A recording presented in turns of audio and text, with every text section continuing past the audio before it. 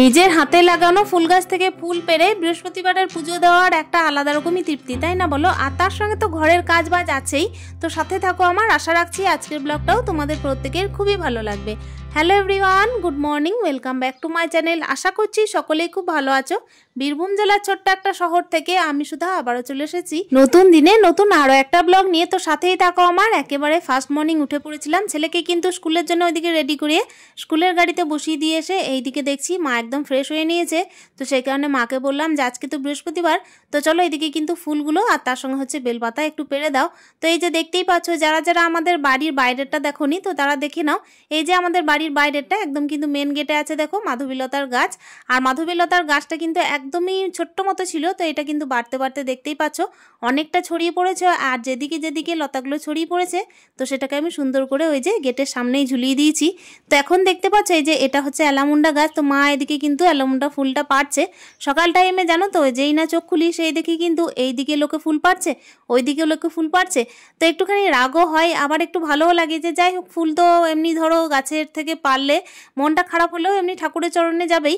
তবে কি করে জানো তো, অন্যদের না অত্যাচারটা অনেকটাই বেশি, কেন কি নিজের হাতে লাগানো গাছে যতটা মায়া আছে না, অন্যরা যে ফুলটা পারে না তাতে কিন্তু তারা এতটা মায়া করে না গাছগুলোর। ডালগুলোকে একদম টেনে টুনে ডাল ভেঙে তারপর হচ্ছে লতাগুলোকে ছিঁড়ে সেই সমস্ত রকমভাবেই কিন্তু ফুলটা নিয়ে যায়। আর ওই জন্যই কিন্তু মনটা একটু খারাপ হয়, কেন কি বলতো, ফুল গাছের তো একটুখানি হলেও যত্ন লাগে। আর যখন কিন্তু ফুল গাছে ফুল থাকে না তখন আমিও কিন্তু কারো বাড়ি থেকে তো মানে কি বলতো, কে কি মনে করবে এরকম একটা ভাবি। আমার শুধু নিজের বাড়ি বললে নয়, অন্যদের বাড়ির ফুলগুলোও কিন্তু দেখে আর কি তুলতে খুব মায়া লাগে, দেখে খুব ভালো লাগে যে ওরা তো কষ্ট করে লাগিয়েছে, তার সঙ্গে সৌন্দর্যও তো বাড়ে, তাই না? সবাই ওই গাছেও নিচে নেমে ফুল পাড়ছে, ওই গাছে।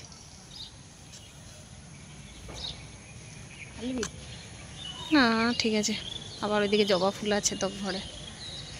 যতই গাছে ফুল থাক না কেন, নিজের গাছ হলেও কিন্তু আমি পর্যাপ্ত পরিমাণের ফুল তুলি, যতটা আর কি ভগবানের দরকার।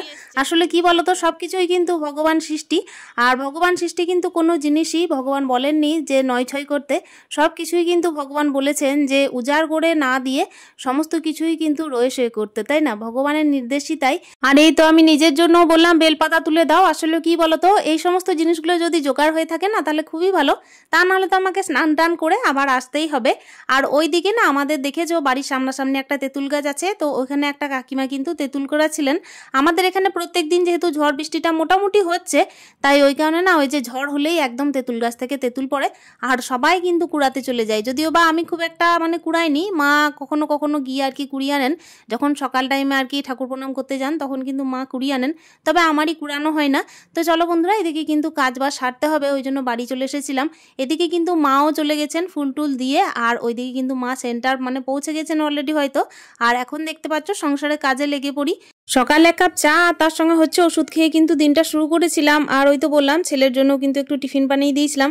তবে টিফিন বলতে কি জানো তো, আজকে একটু আলু ভেজে দিয়েছিলাম আর তার সঙ্গে না একটু ফল দিয়েছিলাম, মানে 3 রকমের ফল দিয়েছিলাম। শশা ছিল, পেয়ারা ছিল আর আপেল ছিল। খুব একটা মানে ভালো রকমের ওর শরীরটা যাচ্ছে না, গ্যাস অম্বল হচ্ছে, তো সেই কারণে তো দেখতেই পাচ্ছ এদিকে কিন্তু বিছানাটাকে সুন্দর করে গুছিয়ে নিয়েছি। আর এখন যে মেঘলা মেঘলা ওয়েদার করছে ওই জন্য না চাদরটাও নামাতে পারলাম না, তবে হ্যাঁ কালকে ভাবছি চাদরটা কিন্তু কেচে দেবো।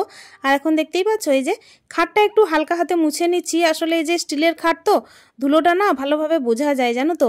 এমনি যদি কাঠের খাট হতো তাহলে কিন্তু বোঝা যেত না, তবে স্টিলের খাটে কিন্তু ধুলোটা খুব ভালোভাবেই বোঝা যায়। ওই কারণে খুব বেশি না হলেও বৃহস্পতিবার তো ঝুল ঝাড়ার একটা বিষয় নেই, তো ওই কারণে ভাবলাম যে ভালোভাবে একটু হালকা হাতে মুছে দিই।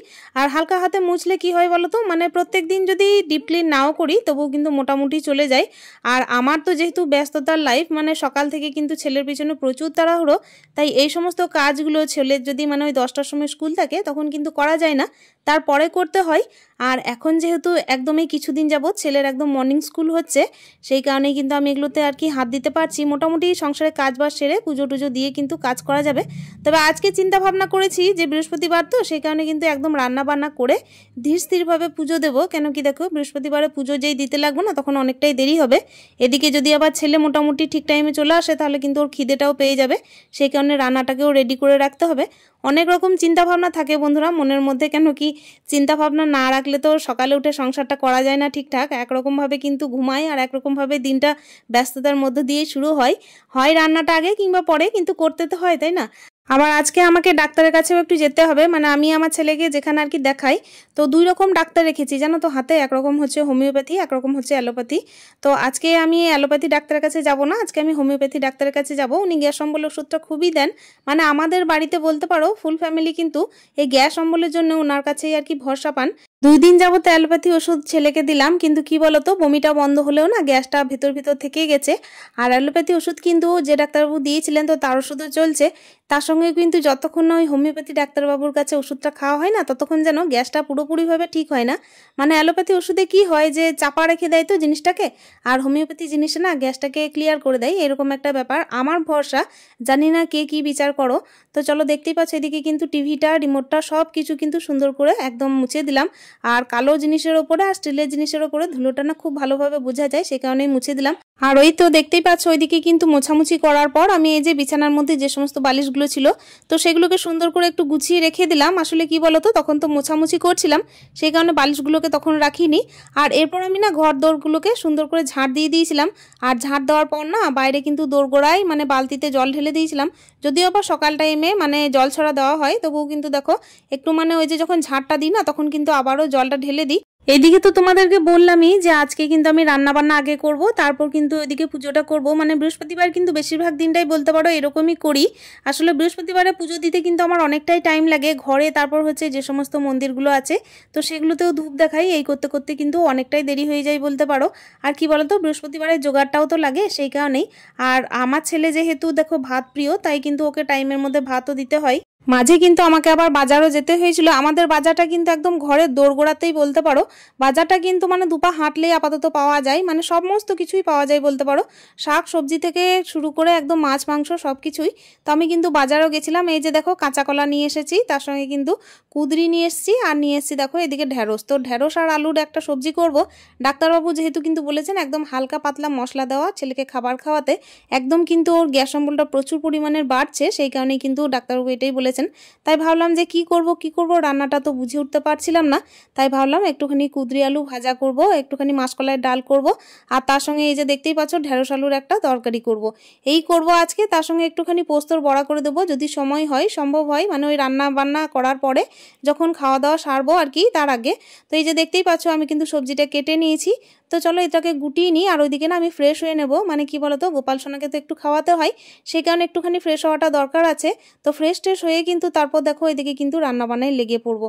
এই যে সবজির খোসাটাকে প্রত্যেক দিনের মতো আমি এই যে থলির মধ্যে ভরে দিয়েছি, থলি বলতে ক্যারি প্যাকেটের মধ্যে ভরে দিয়েছি। ওই কাকিমা আসবেন তখন কিন্তু থলির মধ্যে ভরে নিয়ে চলে যাবেন। আর দেখো এদিকে কিন্তু রান্নাবান্না সারতেও চলে এসেছি। ওইদিকে কিন্তু গোপাল সোনাকে একবারে সেবা দিয়ে দিলাম, জামা কাপড় ছেড়ে তারপর ফ্রেশ হয়ে নিয়েছিলাম তারপরই। আর এখন দেখো ওইদিকে যে দেখতে পাচ্ছ প্রেশার কুকারটা বসানো আছে, তো প্রেশার কুকারের মধ্যে কিন্তু আমি এদিকে মাসকলাইয়ের ডালটা সিদ্ধ করতে দিয়েছি। আর এই যে দেখো মশলাটা করব, সেই জন্য এই যে আদা জিরে বাটাটা রেডি করে রাখছি। আর এইদিকে দেখো সবজিগুলোকে রেখেছি, ওটা কিন্তু ফ্রিজে ভরবো, ভাতের জলটাও রেডি করে নিয়েছি। ওইদিকে কিন্তু দেখলে একটা ভাজা ডাল তো বসিয়ে দিয়েছিলাম, তো ডালটা অলরেডি দেখো এখন নামিয়েও ফেলেছি, তবে ভাজাটা এখনও নামাইনি। তবে কি বলো তো সকাল টাইমে যেহেতু বৃহস্পতিবার তো ঘড়ির কাটায় যখন মোটামুটি ওই 10টা বাজে না তখন কিন্তু পেটটা চুচু করতে লাগে, সেই কারণে চাটা আবার একটুখানি গরম করলাম, দিয়ে চাটা খাওয়ার জন্য কিন্তু রাখলাম। আর এই তো দেখো ওই দিকেই কিন্তু গ্যাসটার মধ্যে এদিকে ভাতটা বসিয়ে দিয়েছি অলরেডি। কিন্তু তোমাদের সাথে কথা বলতে বলতে আমার দেখো ভাজাটাও নেমে গেছে। সংসারে কাজ করতে করতে কখন থেকে কখন যে আর কি সময়টা পেরিয়ে যায় কিছু বলার নেই, তাই না বলো। এদিকে তো বললাম আবার ছেলের জন্য ওষুধ আনতে যাব, তাই স্টেপ বাই স্টেপ কিন্তু কাজগুলোকেও করে নিতে হচ্ছে। আমি কিন্তু দেখো কাজ করতে করতে আর অন্য কোনো চিন্তা ভাবনা মাথার মধ্যে রাখি না। আমার মনে হয় যে কিভাবে কাজগুলোকে সঠিক টাইমে শেষ করব আর কিভাবে কিন্তু আবার নতুন দিনের জন্য রেডি হব। তোমাদের সাথে গল্প করতে করতে দেখতেই পাচ্ছি এদিকে কিন্তু আমার ডালটাও মানে সিদ্ধ হয়েছিল, তো সেটাকে ফোড়ন দিয়ে এই যে দেখো ফুটলো আর নামিয়ে দিলাম। তো চলো আজকে তো যেহেতু চটজলদি রান্না করার একটা ব্যাপার আছে, আর খুব সিম্পল রান্নাই করছি এই 2 দিন যাবত বলতে পারো। মানে ওই যে বিয়ে বাড়ি, তারপর হচ্ছে অ্যানিভার্সারি, তার সঙ্গে হচ্ছে জন্মদিন, এই সমস্ত কিন্তু পার করতে করতে মোটামুটি বলতে পারো ছেলের কিন্তু পেটের অবস্থা একদম খারাপ। আর ফার্স্ট মর্নিং যেহেতু উঠতে হচ্ছে 5টার সময়, সেহেতু কিন্তু দুপুর টাইমে ভালোভাবে মানে ঘুমাতেও পারছে না, ওর আবার পড়া থাকছে, তার সঙ্গে হচ্ছে গান থাকছে, এই সমস্ত নানা রকমের বুঝতেই পারছো আজকালকার বাচ্চাদের অ্যাক্টিভিটি। তো সেইগুলোকেও পার করার একটা ব্যাপার থাকছে। তো চলো ওইদিকে কিন্তু দেখতেই পাচ্ছ ভাতটাকে না আমি একবার মানে বলতে পারো যে ওই ফুটানো অবস্থায় কিন্তু গ্যাসটাকে মানে কমিয়ে তারপর বন্ধ করে রেখে দিয়েছিলাম। তারপর কিন্তু একটু পরে না নামিয়ে দিয়েছিলাম, আর তরকারিটাও তখন অলরেডি হয়ে গেছিলো। তো চলো এখন দেখো আমি কিন্তু স্নান টান সেরে একদম চুড়িদার পরে রেডি হয়ে নিয়েছি। মানে চুড়িদার পরে কেন রেডি হয়েছি তোমাদের তো বললাম, ডাক্তারের কাছে তো যেতে হবে। আর এই যে ডাক্তারের কাছে যাব মানেই বুঝতে পারছো একবারে কিন্তু রেডি হয়ে নেওয়াটাই ভালো। কাঁচা একটা জামা পরে নিয়েছি, সেটা হচ্ছে চুড়িদার। চুড়িদারটা পরে নিলে কি হয় আবার আমাকে চেঞ্জ করতে হয় না। আর এই যে সকাল সকাল কিন্তু এইদিকে রান্না বান্না করলাম, সেই কারণে পুজোটা দিতে একটুখানি বলতে পারো দেরি হয়েছে। তবে দেরি হলেও কি হয় বলো তো, পিছু টান থাকে না। মানে ওই যে রান্না বান্না করতে হবে এরকম একটা ভাব থাকে না। নিজে যা খাই, কিন্তু ছেলের যদি ব্যাপার থাকে না তখন কিন্তু দেখবে একটুখানি মানে ব্যস্ততা লেগেই যায়। প্রত্যেকটা মায়ের ক্ষেত্রেই তাই, শুধু আমার নয়। আর এই যে দেখো আমি কিন্তু সকাল টাইমে মানে গাছগুলোকে যখন লক্ষ্য করি না, তখন কিন্তু যে সমস্ত গাছগুলোকে আবার নতুন করে পরিচর্যা করছি সেগুলোকেও একটু দেখতে হয়। মানে কালকের ওই যে নটামণি গাছটাকে এই যে আমি ওপরে কার্নিশে তুলেছিলাম, তো সেটাকে একটু দেখলাম যে সমস্ত পুরনো ফুলগুলো ছিল তো সেগুলো গাছ থেকে তুলে দিলেই ভালো, মানে গাছের যত্নের জন্য এই আর কি। সকালে যে সমস্ত কাজগুলো সারছিলাম তখনই কিন্তু পুজোর বাসনটাকেও ধুয়ে রেখে দিয়েছিলাম। তো ধুয়ে না তারপরে এই যে লাল গামলাটা আছে ওটা কিন্তু ঢাকা দিয়ে রেখেছিলাম। তবে কি বলো তো, অনেকক্ষণের ব্যাপার হয়ে যায়, তো সেই কারণে বাসনগুলো তো রোদের মধ্যে পড়ে শুকিয়ে যেতে পারে, সেই কারণে আবারও জল দিয়ে দিই। আর এখন দেখতেই পাচ্ছ একদম কিন্তু আমি একদম পুজোর রেডি করে নিচ্ছি। আর ওখানে না দুর্বা ঘাস ছিল, তো ওটাই একটু তুলে নিলাম। পুজোর ফুলগুলোকে তো আমাকে তুলতে হবে। মানে কি বলো তো, সকাল টাইমে মানে মা তুলেছে, কিন্তু এই যে জবা ফুলটা তো লং লাস্টিং নয়। জবা ফুল কিন্তু আজকে না তুললে কালকে শুকিয়ে যাবে, সেই কারণে জবা ফুলটা তুলে নিচ্ছি। আর বাকি কিন্তু আর কোনো ফুল তুলবো না। আসলে কি বলতো, ভগবান সৃষ্টি যে কোনো জিনিসই কিন্তু নষ্ট করলে চলবে না। সেটা কিন্তু ঘরটাকে একটুখানি গুছিয়ে রাখার জন্য সাজিয়ে রাখতে হবে ফুল গাছগুলোকে। আর তার সঙ্গে ব্যাপার হচ্ছে কি, যে ফুল গাছও তো চায় যে আমার কিন্তু গাছের মধ্যে কয়েকটা ফুল থাক। সেই কারণেই আমি চেষ্টা করি যে ফুলগুলোকে একদম মুছিয়ে না তুলে ঠিকঠাকভাবে পুজো দেওয়ার। আর এই তো দেখতে পাচ্ছ সুন্দর করে কিন্তু মা লক্ষ্মীর ঘরটা সাজিয়ে নিয়েছি। আর মহাদেবকে তো প্রত্যেক দিন একটুখানি জল না দিলেই নয়। তো চলো দেখতেই পাচ্ছ এইদিকে সুন্দর করে পুজোটাও দেওয়া হয়ে যাচ্ছে। আশা করছি আজকের ব্লগটা তোমাদের খুবই ভালো লেগেছে। আর আজকের ব্লগটা এখানে শেষ করছি। দেখা করছি নেক্সট ব্লগে। স্টে হ্যাপি, হ্যাপি মন, টাটা।